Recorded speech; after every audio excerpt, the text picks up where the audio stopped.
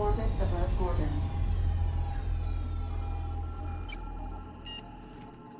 Wow. Look at those stars. Don't it make you feel small in the best way?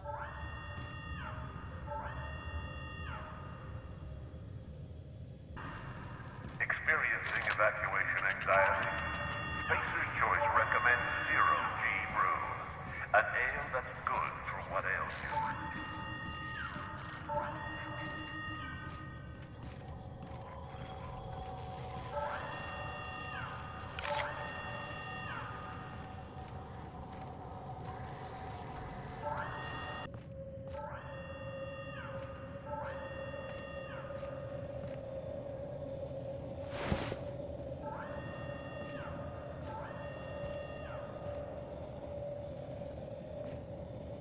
Whatever happened here, we're not gonna be next.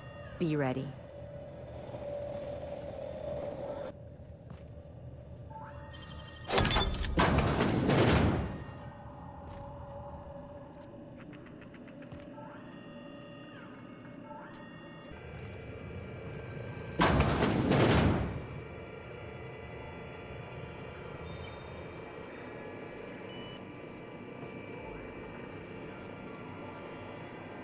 This unit is currently in wait cycle. Please return later.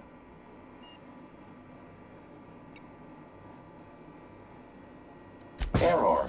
Tilt alarm engaged. Entering emergency reconciliation mode. This unit will now engage Calamity Protocol. This unit is currently in wait cycle. Please return later. Have a better than natural day.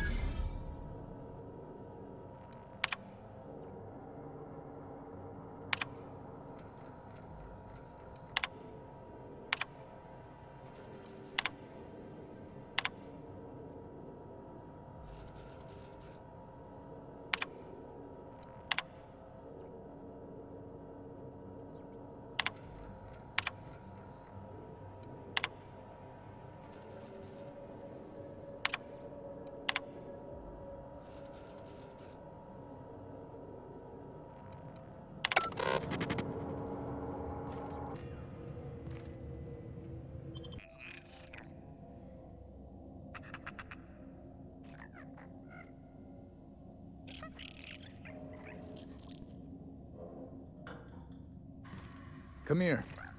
Let's have a chat. All right, inspection time. Look at my eyes for as long as you can without blinking. Starting now.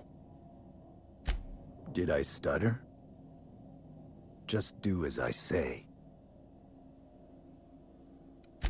Good. Look up. Now look down. You're doing swell. Now, name and occupation. Good enough for me. You're cleared to pass. That was a sanity check. If you had changed like the others, it'd be in your eyes. You'd also be drooling, cursing, and making a mess of the place. Welcome to the Sprat Shack. You can head on downstairs. Every day, salvagers and scrappers set out to comb the ruins and make their fortune. The ones who come back, they aren't always the same men or women who left. They change. Never for the better. First, they get real twitchy and paranoid, shouting at folks who aren't there. Then they smell like they soiled themselves, on account of how they soiled themselves. After that, they're gone. Nothing but animals wearing human skin. Seen it happen myself. It's never pretty. This is the Sprat Shack, the most remote watering hole in the system. Rule number 1, no fighting. Rule number 2, wipe your feet on the way downstairs. We're the only hospitable place on this rock. I want to keep it that way. That's why we have rule number 3.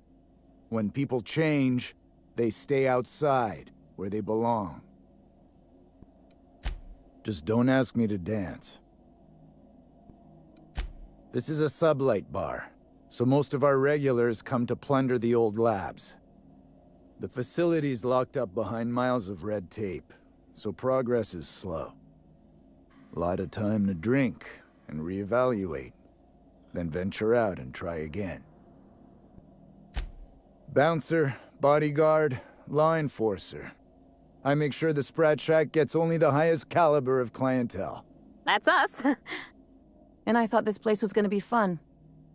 We get a lot of brand-loyal corporate types, and a lot of cutthroat freelancer types. Both sides have their share of dirty scoundrels. And I hate dirt. Something bad happened here. Spacer's Choice was developing chemicals. The kind with nasty side effects. Marauders outnumber the rest of us 10 to 1. Either they came from Gorgon, or something draws them here. I don't know which is worse. This place is under a dark cloud, stranger. That's all I know. If you want the history of the Sprat Shack, talk to Lex behind the bar.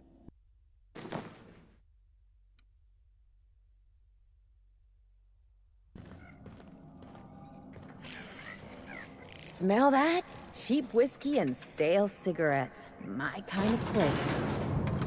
Oh, this looks just like one of those bars in the detective serials.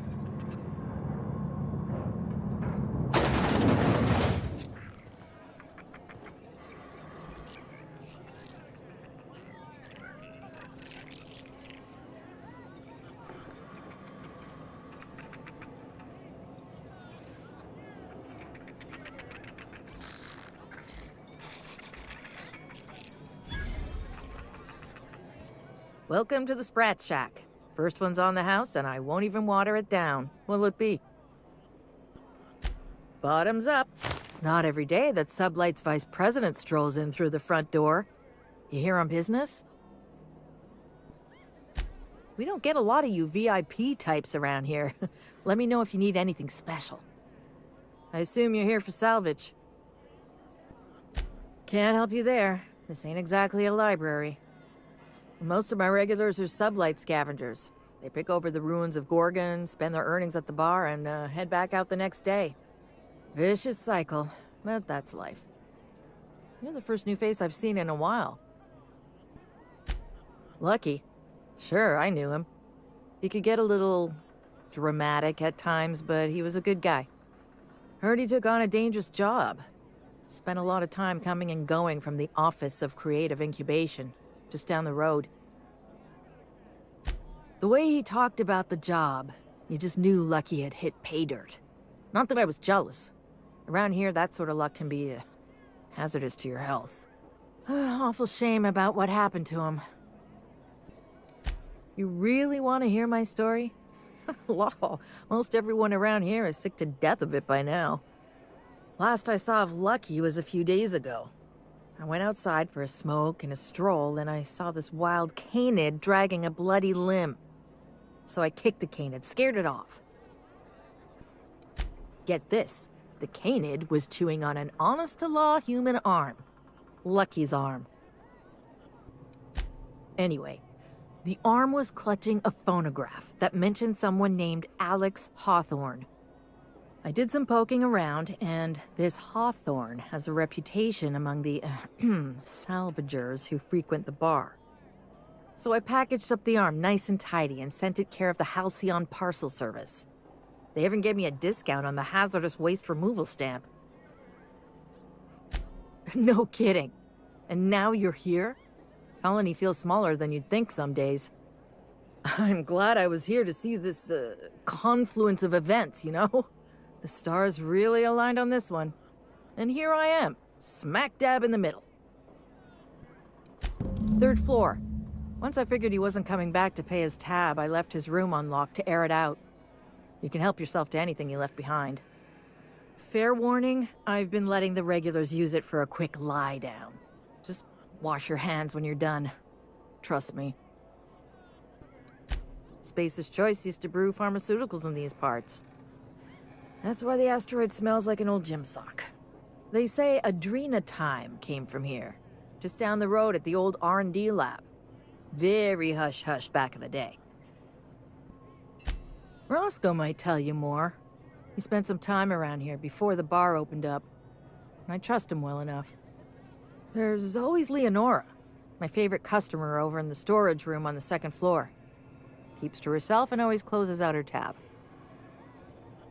He's been here since opening day. I think he told me he was some kind of journalist. He got left behind when Spacer's Choice pulled out, and I guess no one's coming to get him. He didn't tell me and I didn't ask. I'm his bartender, not his human resources rep. If you believe the chatter, a lot of good folks got left behind, and a lot of bad folks made it out. Sometimes that's all there is to it. Nice lady. Been coming around a lot these past few months. She isn't with Sublight, but seems to know the lay of the land better than anyone. She spends most of her days drinking alone. I think she's looking to hire someone, if you're open to a side gig. Now that you mention it, I thought I saw those two sharing stories over a pint. Didn't think twice about it. I don't speak ill of the dead, but Leonora deserves better company. That Lucky was no good for her. What are friends for, eh? I doubt anyone knows the full story. One day the evacuation order went out. Grunts and lab coats scrambled to get anywhere but Gorgon. And the weirdest thing of all, Adrenatime still hit the market. Me, I never touched the stuff. To each their own, but I think it's dangerous. Damn right we are. We've got drugs, scrap metal, prototype weapons, drugs, money, and more drugs. When Spacer's Choice evacuated, everyone dropped their gear and ran. Most of it stayed where it fell, and all of it is up for grabs. Of course, the real treasure is whatever's locked up in the old facility. Until someone figures a way to crack it open, we're just sifting through dirt. You got it, bub. Yes and no. The Sprat Shack used to be a shipping and receiving warehouse during the old Project Gorgon days. When Spacer's Choice pulled their guys off-world, Sublight moved in to salvage what we could, and they put me in charge. Yes and no. Rumor has it there's a Sprat wandering around the Groundbreaker, and he's the legal owner of the Sprat Shack. Hagen's idea. See, Hagen didn't want a paper trail that led back to her, so she gave the bar to the Sprat. If there were any legal problems with this place, the Sprat would do the time. You know, they do something similar in Byzantium. Fancier system, but same idea. You think a Sprat could own Edgewater? Oh, imagine one wearing Mr. Thompson's little hat! Anyway, that's what the paperwork says. I don't make the rules. Easy. His name's Matt. The beautiful thing is, no one could tell Matt Sprat apart from an ordinary vermin. I think that's kind of the point, to send the authorities on a wild Sprat chase. I wouldn't lose any sleep over it. The Sprat Shack's gone through a lot of title holders over the years. As far as business arrangements go, this one's a head-scratcher, but they say it's all above board, so that's what matters. Yes and no. We're doing a lot more than squatting. We're classing up the joint, keeping the riffraff outside where it belongs. They didn't even serve drinks until I arrived. Talk about wasted potential. Yes. And no. Again, that one was Hagen's idea. She told me that speaking in vague terms keeps you out of trouble. And I don't want any trouble in my place. Thirsty people come and go from all over the colony. Mostly on the way to somewhere better. Some are well-connected. And not everyone pays with bits. That's how we get the unconventional goods anyhow. Sublight keeps us well stocked with the essentials, by which I mean booze. Come back when you're thirsty. You're a humbug, Trixie, and worse, a thief. I can't steal what's lawfully mine, you I tangle-footed... wouldn't get too close to that railing, just in case. You, think the folks here like strangers? Because some of them are looking at us like, maybe not.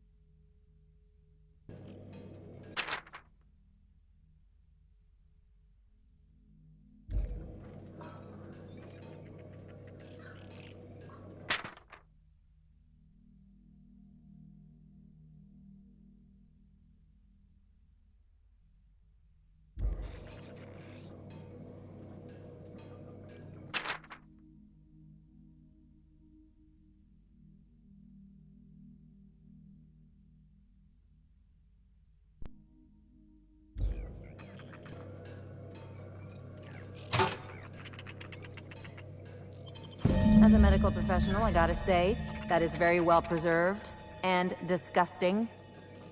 You think they stick the preservative in before or after the eye comes out?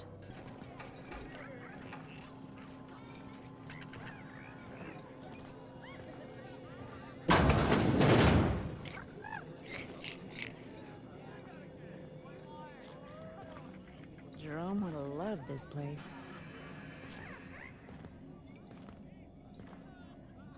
You don't look like one of the salvagers, no? Don't really seem like the type. You've got the look of someone who's traveled far to get here, and whose journey is far from over.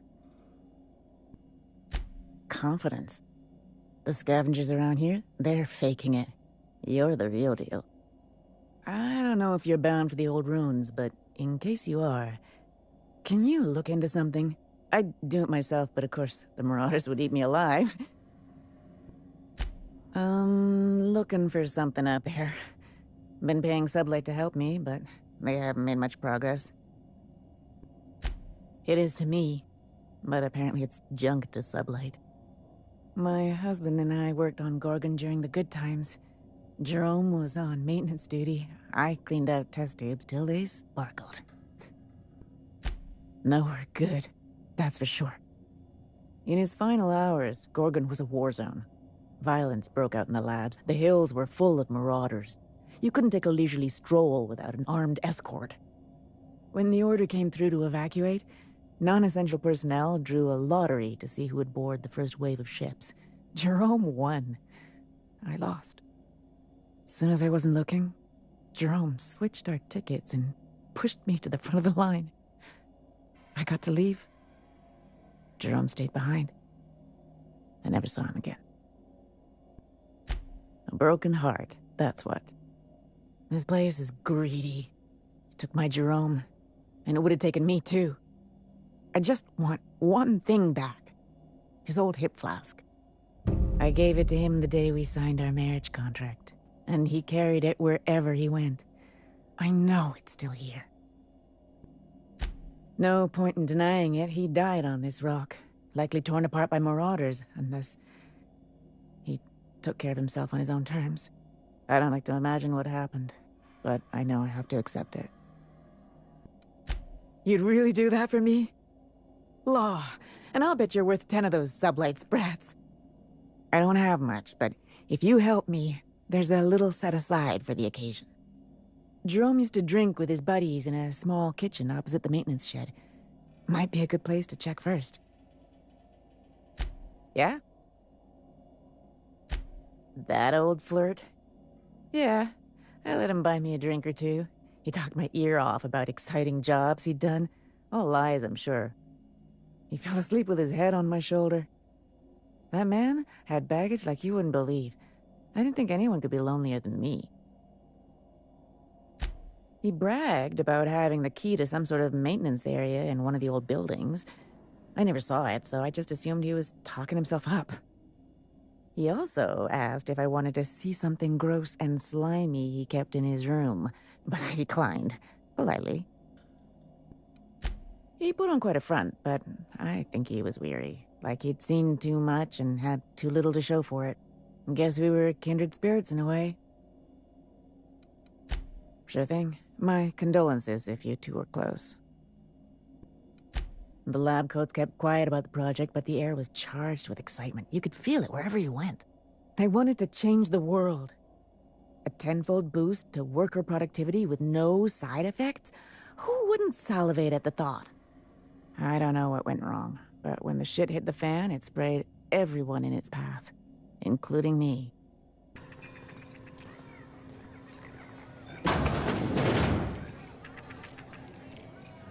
Huh, who's this now? Wonder if they could... Nah, who am I kidding?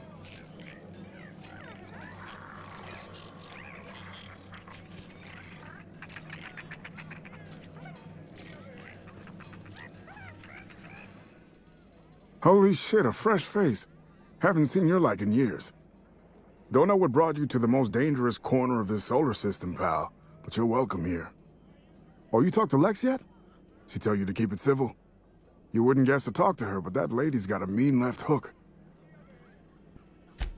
Some kind. Yeah, that's a good way to put it. Got into reporting thinking I was gonna be some sort of public intellectual. What a joke. Spent 95% of my time playing stenographer to the board, and the rest writing puff pieces on the chairman's latest beard trim. Real life and death shit. If you're going back out there, do you think you'd be willing to do an old bastard a small favor? Dr. Wells ain't that old, Captain. Well, I've been trying to get away from this rock for 5 lobby-fucked years, but I can't stay gone. I was doing an interview series for Spacer's Choice. Recorded them all on these little portable phonographs. But when everything fell to shit, Spacer's Choice wouldn't let me leave. Terms of my reporting contract unmet, they said. Right on the money. Look at me, I'm no fighter. I've never even touched a gun. But you're just the right amount of rough around the edges. Help me get my recordings back so I can finally get the hell out of here. No shit? That's downright civilized of you. All right. One of them I stashed in the Office of Creative Incubation, in the projector room on the 3rd floor. I gave another to my friend Birdie to keep in her apartment, just outside OCI's upper entrance. Seems like a good idea at the time. Someone had started a fire, folks were shooting other folks. It was a madhouse. You'll find another in the chem lab. It's in the main lab storage room. Didn't have much of a choice. The primals had gotten loose, couple of them were chasing me. The recordings just ended up wherever I hid. The final one is in human inquiry and auditing. It's tucked behind a pipe in Observation Room B. What with the test subjects running loose, the researchers were surprisingly unobservant. That's more than I've been able to hope for in years. Thank you.